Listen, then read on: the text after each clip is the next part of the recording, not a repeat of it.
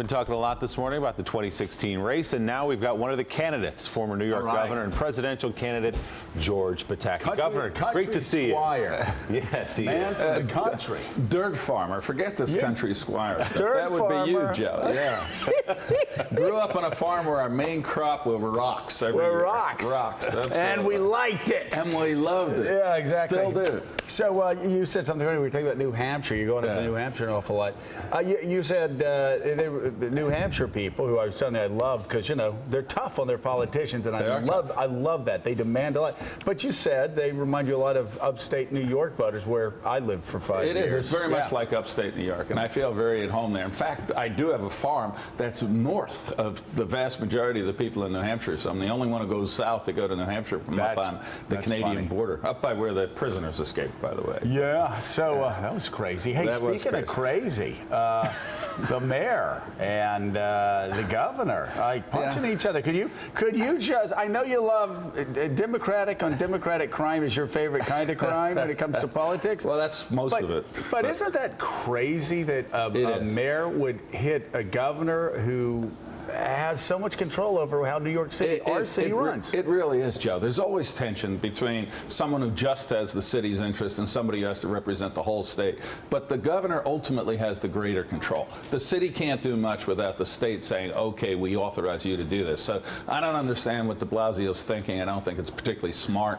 There are always personal battles, but you keep them behind the scene. Yeah. If you were governor and the mayor of the city while you were governor attacked you in that way publicly, would you A, rise above it, or B, exact retribution? You do both. You rise above it publicly, but quietly underneath, cut somebody's legs off. I love him. I love him. Yes. You're always above the fray, except when you're not. Well, Hey, I governed New York for 12 years, and I did pretty well. Yeah. It actually gets to governing. I mean, it does get to governing. You're now running for president. Yeah. So what were the toughest elements of you dealing with? You dealt with 2 mayors of New York City during your tenure. What were the tougher elements of dealing with 2 different mayors, 2 different personalities? We honestly got along very well and worked closely together. The biggest problem were our staffs. The staffs always wanted to build up their principal, and they'd quietly try to undercut the other side. And then the other side would say, aha, so they're trying to do this to us. But Rudy and I never had any direct personal battles. Mike and I never had any direct personal battles. The other part is the press, because the press in New York City advocates for New York City, and sometimes they forget that the governor has to say no to the city because you represent and lead the whole state. We're looking at this list of candidates, and the field seems to grow. Yeah, you only have 2 pages. I've got 2 pages of candidates. You're going to have 5 or 6 by the time seem to get a new one every day. Governor Christie joined the race yesterday. You would not qualify for that August 6th debate on Fox News if it were to start today. How do you break through, Governor Pataki? It's such a crowded field. What's your message to rise up here? Well, I think the message, first of all, is that I run government well. I bring people together. I've done it, and I've done it in the deepest blue state. And I am going to reform Washington, just like I reformed New York. And you look at Washington, it's too big, too powerful, too expensive, too intrusive. People are saying it's so big, you can't manage it. They said the same thing about New York when I ran for governor. And when I left, it was a state that had turned direction 180 degrees. The deepest blue state, overwhelmingly Democratic. And I know I can do it in Washington as well. And Willie, the other thing about the polls today, you look at those polls, the latest one in New Hampshire, 85% of Republican voters have said they have no clue who they're going to vote for. Yeah. 8%. Wide open. 8% have made up their mind. So in August of 15, till the 8% of the people decide who's going to be a serious candidate, I don't think it's the right thing to do. You fight the fight, make the case, and just go win. Well, let me ask you a more pragmatic question then, because that's the message that Willie asked you about, what message you use to break through. Just pragmatically, practically, tactically, how do you break through? Because there are 16, and you have about a month, right? And it's a din. It's a din if you're going to make that first debate. You got about a month to move up in the polls. So what do you do in the next month to get yourself on the first debate stage? I'm not worried about August the 16th. I'm worried about 15. I'm worried about February 16th. And it's just hard work. It's retail politics, and that's one of the things I like about both Iowa and New Hampshire. You don't have a big New York City or LA media market. People want to sit down and look you in the eye. They want to ask you a question, and you don't have time to call a pollster and find out what the answer should be. It's the type of politics I love. It's the type of politics I do best.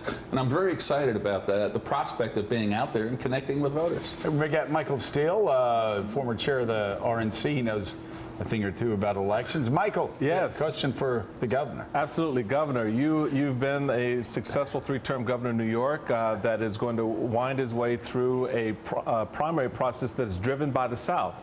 And in light of the recent court rulings and what we've heard coming out of the base of the party, what is your message to conservatives across the country, but particularly where the strength of the party is right now in the southern region? What do you say to them that will either stand you apart or move our agenda forward? You know, I've been down to the South. I've been to South Carolina a number of times. I spoke at Ralph Reed's Faith and Freedom Forum about 10 days ago, and the reception was very well.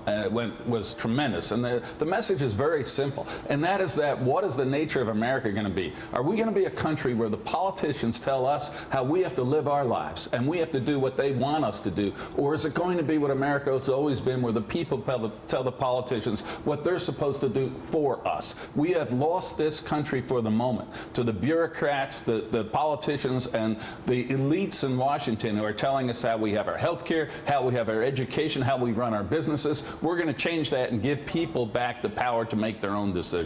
All right, Governor, final question. Who's your favorite comedian? In a second pass. I love Will Ferrell. Well, there you go. So we were talking about Backstory. John, have I redeemed myself here now? That was better. So, but John, you asked him a question. Yeah. I did. We were up in New Hampshire at a St. Patrick's Day breakfast comedy thing, which is a roast strange type thing to be at. Yeah. A bunch of drunk Irish people at 6. Hey, I say that with affection and admiration.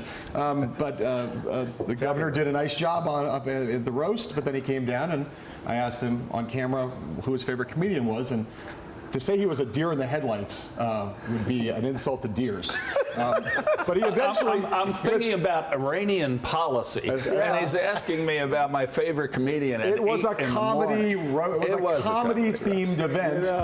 I'm trying to throw him lifelines. He's trying to save me. Hamina. I finally threw him Lenny Bruce, and he grabbed onto that. Oh, Lenny Bruce, I like Lenny Bruce. I pardon Lenny Bruce. Isn't that something you never know where it's coming? I mean, you're going, your mind's going 1,000 miles an hour. Somebody asks you a question, you just blank out. And this isn't about you. I'm just saying generally, people don't realize everybody's pushing and pulling and prodding, and then one day you're just exhausted, your energy level's down, you got a call from home you got to return, you got all this other thing going. They ask you a question, you just sit there and stare. It's part of the fun, though. Yeah. You know, you just fun to me. never know which side you're going to get hit from, and I kind of like that. He did pardon Lenny Bruce, though, which I did not know. In 12 years, I did not pardon one person except Lenny Bruce. So Heilemann bailed me out at the end. Actually, I think that's a main credential for you for the White House. It is a great credential. Governor, good to see you. Good luck out there. Good to see you, Willie. Thank you. Thank you.